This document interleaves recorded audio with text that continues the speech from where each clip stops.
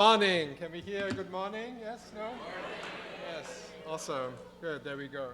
So really pleased to have Juliet Schor here this morning. She is a dear friend and a wonderful scholar, arguably probably one of a handful of the most acknowledged labor scholars in the country. So I really don't want to get this wrong, so I'm going to really read her bio so that it's to the point. Juliet Schor is an economist and professor of sociology and a member of the MacArthur Foundation Connected Learning Research Network. She's the author of the best-selling and absolutely awesome book, The Overworked American, and more recently, Plentitude, The New Economics of True Wealth. For the past 7 years, she's been doing research on new economic initiatives, including makerspaces, time banks, food swaps, as well as for-profit entities in the platform economy. Today, she's going to talk about Stocksy. So I was very excited to invite Juliet because she is basically working with her large team of researchers on this study and will give us an in-depth analysis of Stocksy. So that's going to be very exciting. I really look forward to it. Juliet, take it away.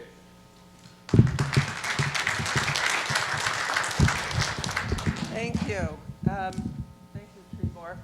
And wonderful. So it's great to be here. Thanks, everyone, for getting up so early. I'm really excited today to talk about... The mic. Yeah. Can you switch the mic on, please? I thought I had. Hold on. Oh, yeah. Okay. Sorry. Very excited to talk about this research. This is the first time I have spoken about it. It's a little bit preliminary. But I think we've got some great findings.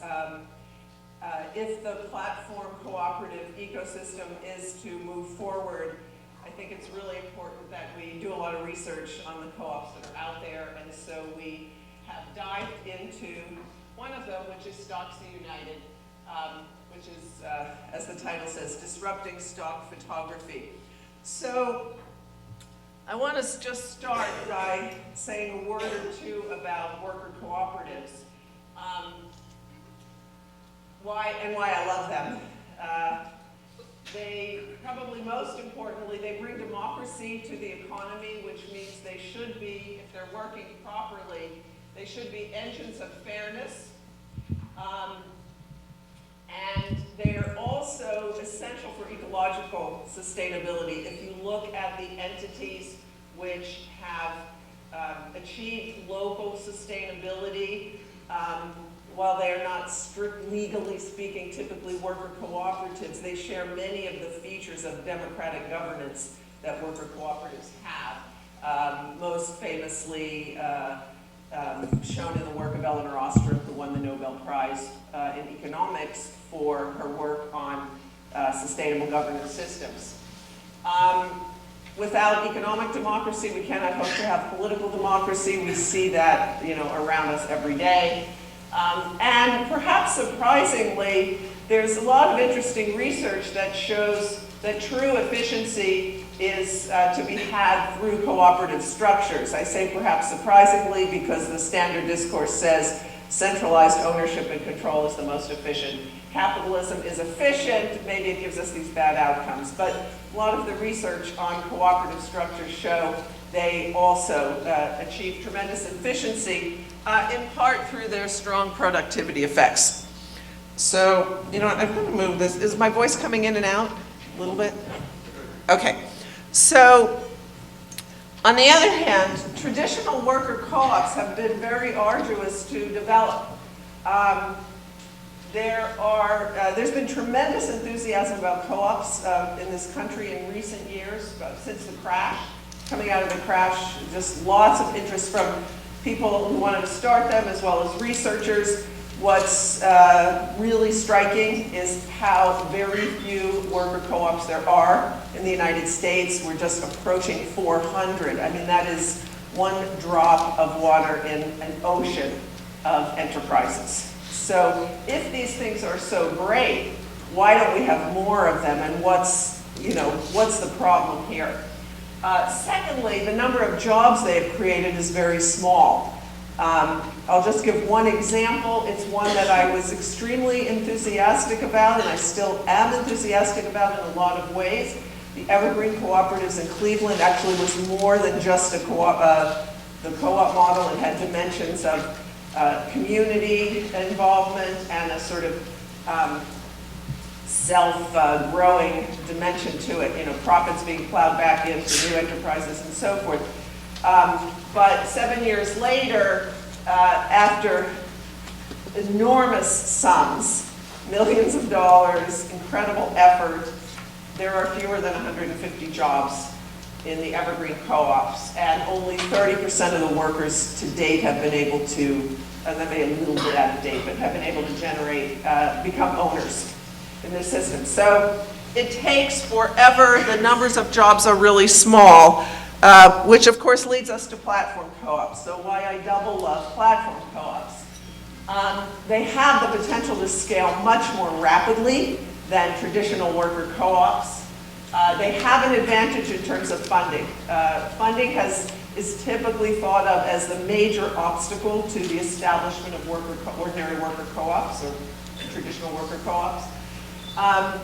They have, there's a sort of less conservative funding, community, crowdfunding, a number of things. There's a lot of excitement around them. So in some ways we can think, all right, these may do a lot better.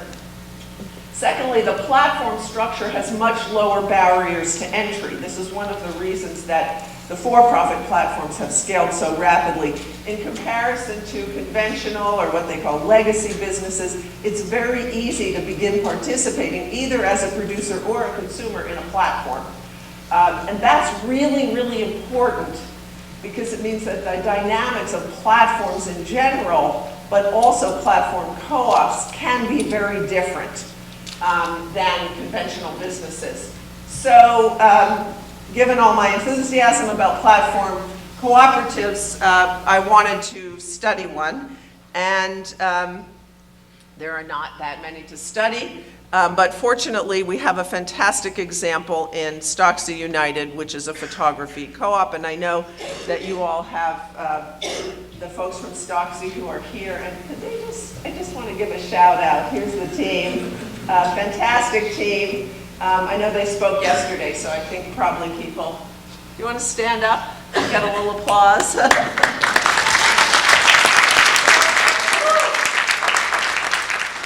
So I'll say a little bit more about how fantastic they are to do research with in comparison to companies like Airbnb and Uber. So just a very quick note to say that this research is funded by the MacArthur Foundation, but with no strings attached. And they have been funding me since 2000, and well, I got started in 2010, the actual data collection in 2011. So we've had a good long run. The project is just ending now, looking at what we call connected consumption and the connected economy. This is my research team, current research team. They're all PhD candidates in sociology. One or two of them have actually finished their one on this slide has finished their PhD. And we started with case studies. Coming out of the recession, we were looking at new economy initiatives, not necessarily super platform oriented. And I've got two slides here which seem to have disappeared. Let's see if they come up. So we started with a time bank, the largest volunteer time bank in the country, and then to a food swap. I'm sorry, I have a great food picture here that's gone. And a makerspace, and actually there's something weird going on with my slides. Fantastic, you know, probably the largest makerspace in the country, really fascinating work. What's called open access education, which is free and low-cost educational resources available on the web. And then we moved to the for-profits. Airbnb, what was called Relay Rides, basically an Airbnb for cars, is now Turo, TaskRabbit and Errand Site, Postmates and Favor, which are delivery services, and of course, eventually, I broke down and began to study Uber and Lyft. And then we've done in-depth interviews participant observations, surveys, and with Airbnb we scraped what at the time was the largest database of Airbnb, over 500,000 listings, and we're analyzing racial discrimination and class discrimination and gentrification in relationship to Airbnb. So happy to talk about that, any of that afterwards. Today I'm just going to focus on the Stocksy results, and I just want to tell you something about the research setup because it is very different from what most researchers who are studying platforms are able to do today. So the first point is we got cooperation from Stocksy team in terms of getting access to interviews, which helped a lot because on most of the platforms we study, when they figure out we're trying to recruit people for interviews, they kick us off. So far we've done 28 interviews from artists around the world, disproportionately North American artists, but we have some from other countries as well to represent the spread of the artist base in the platform. We've done one founder/staff interview to date, and we hope to do more. We did not have access to their forums for reasons of privacy for the artists because they would be identified if we were there. And really importantly, Stocksy has not had any control over what we have done, what we are presenting, etc. The one, which is, as I say, that's so unlike most of the platforms, because if you want to research Airbnb with cooperation or Uber or Lyft or any of these, they have control and they are bottling up results for years on end for researchers who are collaborating with them, and they do not allow results that they don't like to be made public.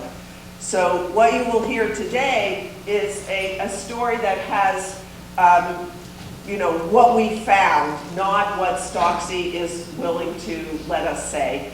The one question that we started at the beginning, we left it open, both because I felt it would be better, and they just left it open.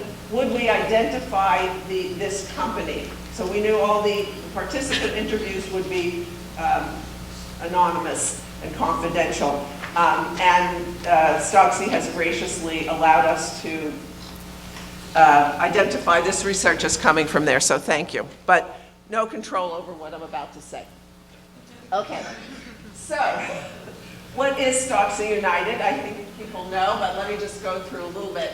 The product is stock photography, which means photos that have been produced not for a particular client typically, but are put out there in big image banks. And one of the things about this industry that's important to understand is that it has been experiencing what we call race to the bottom dynamics. So payments to the artists going down, down, down, and really squeezing. So a bad industry in lots of ways, ripe for alternative ways of providing this product. So it was founded in 2013 by two entrepreneurs who had already established a more conventional stock photo site called iStockPhoto. They then sold that to Getty, and they made a nice sum of money which they were able to use to give as a loan when they founded Stocksy as a cooperative model. So it currently has slightly under 1,000 artists, a quite small staff. It has a group of editors who accept or reject photos, and an executive team. All shareholders have a vote. All shares are worth $1. There's a roughly, it's called something else, but basically a small 5-person board of directors, which includes people from each of these three groups. Artists join via a competitive process, so that's different than Airbnb or a platform where almost anyone can get on and then you see. It's based on quality of photos, and the original acceptance rate was 6%, so basically harder than getting into most Ivy League colleges. Members are from 65 countries, and that competitive process to get in is important, but I think not, in some sense, not that determinative. So one other sort of background point about the site and the company, is that it is a highly curated collection with a very distinctive style and quality. As one of our interviewees said, Microstock is the supermarket, Walmart kind of thing of the agencies, while Stocksy is a boutique. So it is a niche player, and yet it's having a big influence on the industry as other platforms try to get some of what its magic is, because it's been quite successful. So you have to apply to become an artist as part of the co-op. But then once you do that, that doesn't mean that everything you produce can be part of the collection.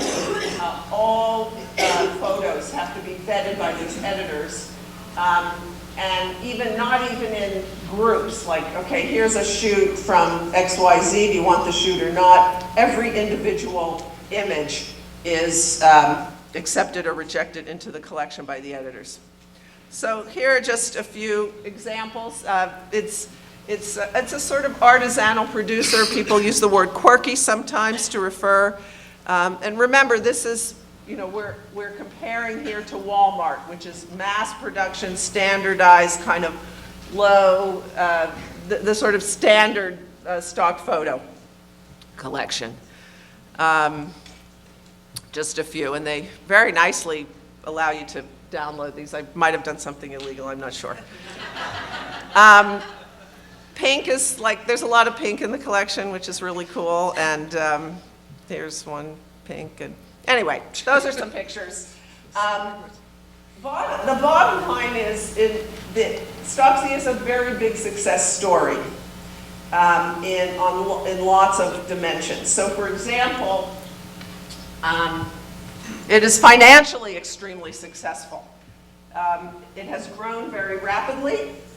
As I said, it started in 2013. Last year, it had almost 11 million in revenues. About almost half, typically half of the revenues are going to the artists. A standard fee in the industry might be 20% going to artists of the price. So that's a huge difference. Pennies from Getty is what one of our interviewees said. And pennies from Getty came to feel insulting when if you were good enough, you could go to Stocksy and get a really decent fraction of the purchase price of your product. The artists are generally very happy. Demand to join, and you can see that in the fact that people are flocking to join this cooperative.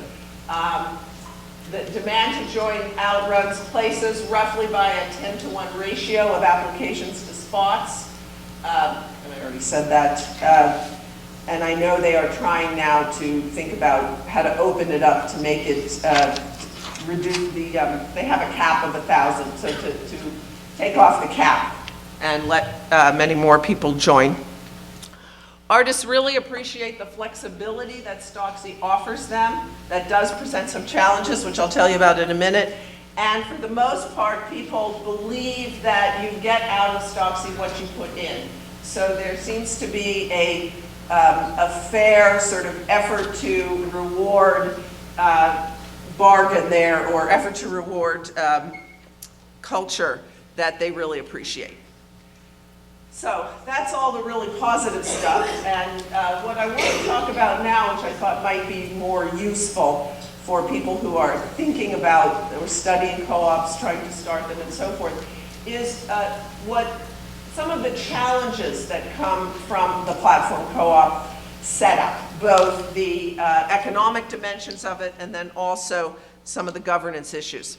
So the first is diversity. And I think if I have one, I said success is the big punchline of Stocksy on the one hand, but if we want to think about the challenges that a platform co-op presents, I would say the biggest challenge is probably diversity. Because people come to these co-ops with very different kinds of motivations, life situations, attitudes, and so forth.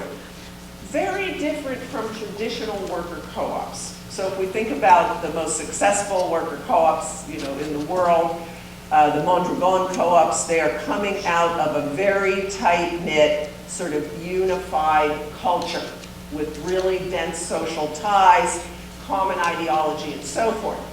When you throw a platform up onto the web and invite people to come, you get an incredible diversity. And this is something that we found in our research on all the other the for-profit platforms. That's really important in understanding how things work out. So I'm going to talk to you about a couple of the kinds of diversity that can create tensions within the co-op. So the first one that we found, and it's fairly present, is the difference between people who are there because they are artists, they're artistically motivated, and that's what matters to them, and people who are there to make money, so who have a commercial orientation. So, and this is, you know, and of course there are people in between, but looking at those two, the two poles, we have people for whom the art is what matters. They don't care if it sells. They love the fact that the Stocksy team protects them from the clients, because they do not directly interact with the clients. So the staff and so forth interact with clients. The artists are free to do their art, and if it sells, it sells, and if it doesn't, it doesn't, and they love it. What is difficult for them is when they get their photos rejected, which will be rejected for numerous reasons. Sellability may be one of them. So they are chafing at that, and there's a lot of frustration there's among some, and sort of ego issues around my art is not being accepted, it's being rejected, etc. So on the other hand, the more commercially oriented artists are frustrated by the distance between themselves and the clients, because they want to get closer to the clients so they can find out exactly what they want and produce that. So they're not being driven by artistic passion, they're being driven by commercial interest, what is going to sell. On the other hand, for the team, if they sort of do too much to tell people this is what the clients want, then the members of the co-op will be competing much more against each other, because they all will have gotten the same message, they all will, or the commercialists, they'll produce the same thing, and then you get an internal competitive dynamic, which is not what you want. You want some balance there. So it's maintaining that balance is complicated. So the artistic group loves they love one thing, the other group finds it frustrating. So that's a tension there that we found. A second, not exactly the same tension, but there's some overlap here, is hobbyists versus professionals. So people who are full-time something else, but like to take photographs. You can do it on your phone now. You can take good enough photographs to get into a collection like this. And the hobbyists they're there for fun, they're there because they enjoy it, they are there for artistic expression, versus professionals. And this really mirrors what we find on other platforms. The people who are getting supplementary income from platforms versus people who are dependent for their livelihood on platforms. And we find they have very different relationships to the platforms, the outcomes are very different. It's a real challenge. We have a paper on our website called Dependence and Precarity in the platform economy. It goes into a lot more detail on that. So here's a quote from one of the interviewees. There's a conversation on the forum where they're talking about, can a person actually do this full time? It's a question bantered back and forth by people who are not serious, by people who are doing this as a hobby, or people just suiting their family and friends. They're not reinvesting into stock. They're not seeing it as a business. They're seeing it as an artistic passion, and there's a place for them. God bless them, but that's not how you build a successful agency. So if you think about trying to come to a common culture, a governance structure that's really working, when you have people who have such different motivations and what they're looking for out of the platform is so different, you can see that could be rather challenging. There's also the challenge of creating a common culture. In Traditional worker cooperatives, there's typically a physical space. When people have an annual meeting, they come together. They have a lot of face-to-face contact. You might have a lot of sociability. That's a lot harder on a platform, and especially a global platform. You have people coming from every time zone, so it's even hard to hold events, meetings, where people will all be able to come together. They are doing some really interesting things to try and cultivate that. So let me turn now to some of the economic outcomes of the platform. And I think one of the most important ones that we need to, that for us, that's pretty interesting to try and think about and how it relates to the traditional ambitions of cooperatives is the question of distribution of rewards. So in a typical worker co-op, you have distribution of, not everyone gets the same incomes.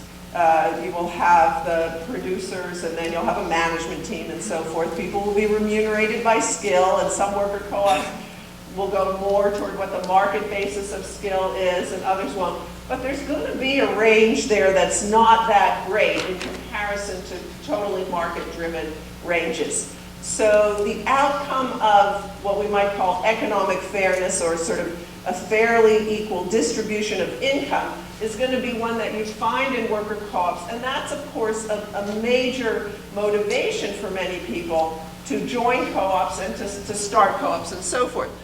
But in a platform co-op like this, where you have individual producers, you may get a very different economic outcome. And in fact, we see that in Stocksy.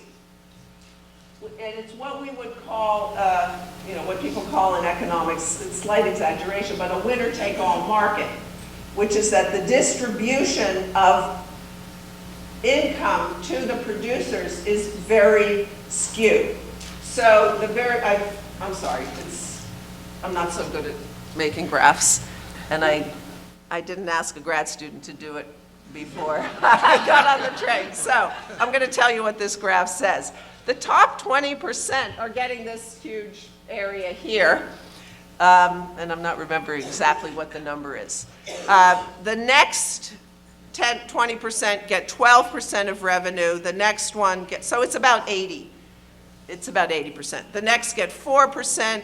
The next get 1%, and that last bottom 20% get 0.2% of the revenue. So very, very unequal distribution, and here's an even more evidence of winner-take-allness, which is 87 contributors earn two-thirds of the money on the site, and you have 9 contributors who are earning over a quarter of all the revenue, 9 people. This is more unequal than the US distribution of wealth, by the way. Of income, excuse me, not of, less than of wealth. So that's a mistake, sorry. So anyway, high inequality. But what should we think about that? Is it a problem? Or is it maybe not a problem? I mean, it's different than in a plywood cooperative, or a taxi cooperative, or a household cleaning cooperative. There you're gonna want a much more equal distribution. But what about a cooperative like this, where you have independent producers? In most worker co-ops, people are together producing a common product, or in many of them, like the plywood co-ops or the Mondragon co-ops. But here you have individuals. So in part, this distribution is caused by this distribution is caused by the diversity of participants, the hobbyists versus the professionals, the artistically oriented versus the commercially oriented. So in some sense, there's a part of this where people are getting out of it what they are putting in their orientation, and in that sense you could say, so we shouldn't worry about it, it's not a problem. It's also the case that some of the commercially oriented photographers put a lot of capital into their shoots. They can cost up to $20,000 a shoot, and the fact that they're getting more back from that is what you would want. So you have big differences in investment by the individual producers. It's also the case that Stocksy has been able to attract what we might think of as super talent to its platform because it is a platform cooperative and because of the company that it is, what it stands for, and how it does business.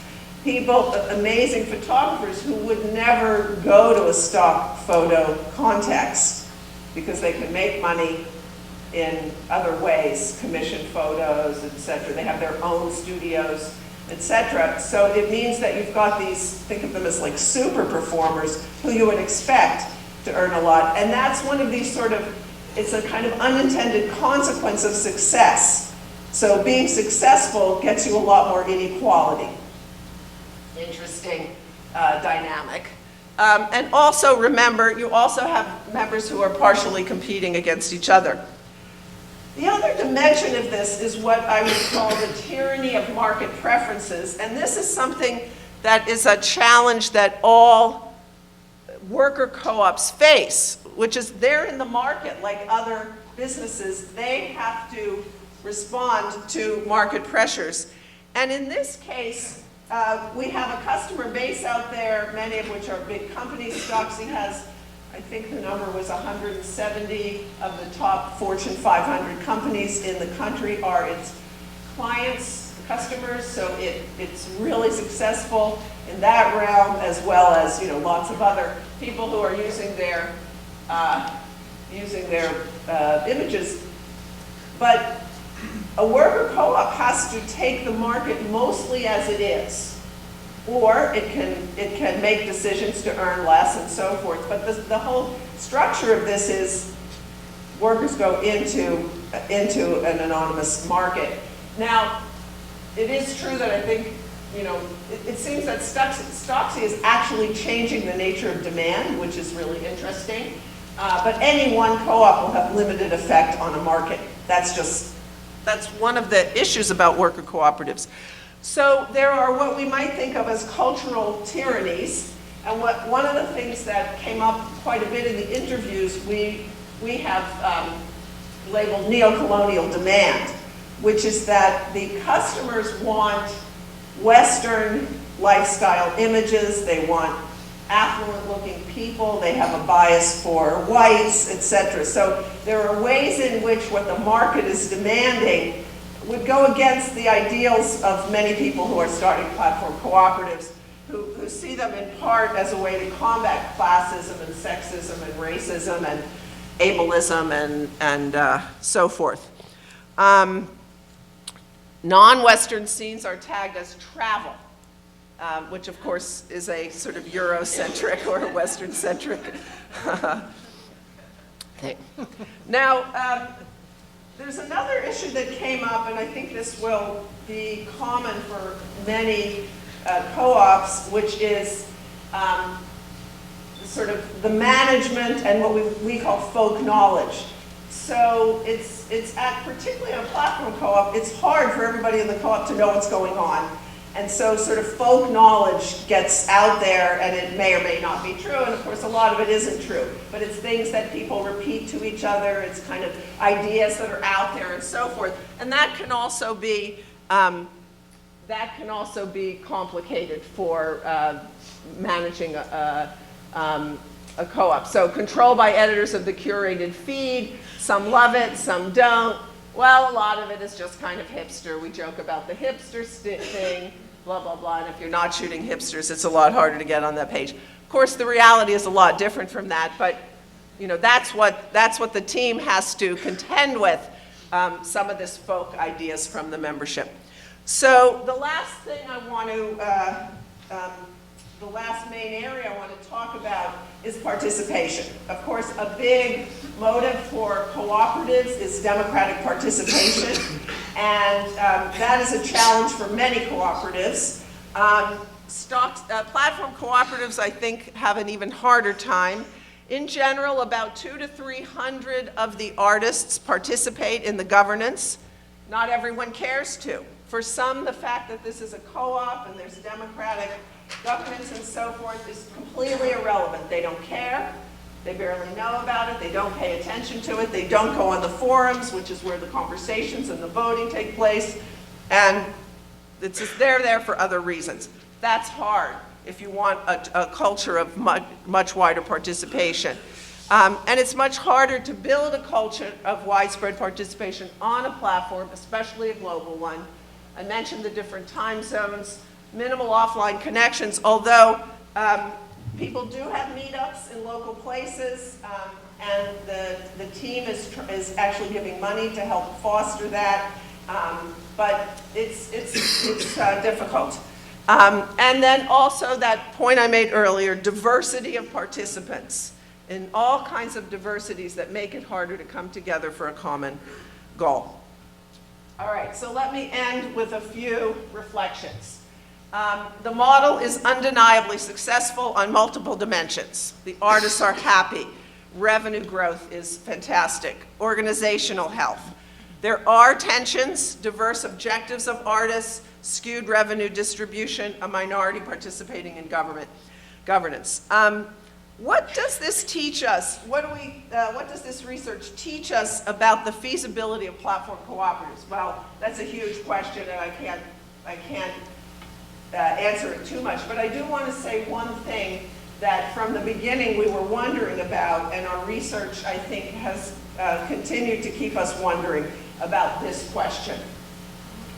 I think Stocksy is undeniably an elite player in its industry. It has very high talent levels and super talent levels that I talked about. It has an upscale kind of image and positioning. It's a niche player in its industry. Its aesthetic positioning, its quality level. This, we believe, makes it easier to be successful than competing in a highly competitive, lower margin sort of business like taxis, house cleaning, home health aides, etc., where the majority of large numbers of workers in this economy are. And so, I mean, that to us is a very interesting question. It's not a, I mean, it's just the way the world is. But what I think it says is it, if you had some of those early organizational advantages that Stocksy had, which was highly experienced people with money, can you replicate it in any place? I don't think this case allows us to say much about that because it is an elite producer. I think it allows us to say that in other product areas or other areas where the co-op is going to be positioned on that end of the spectrum of the industry, yes, you can do it, and you can have a fantastically successful outcome, as I think this one has. We'll need to do a lot more research on other kinds of co-ops to be able to answer the question, how replicable is this model? Thank you.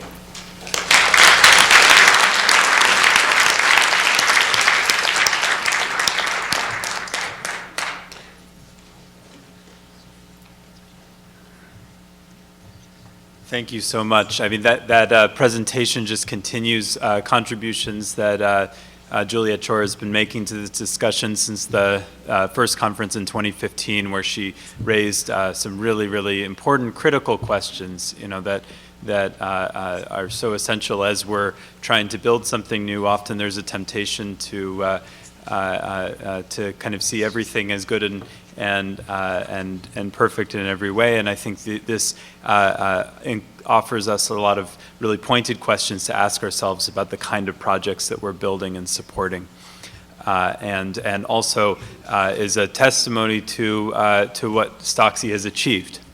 And so again, let's thank Juliet Schor and Stocksy United for their contributions to this.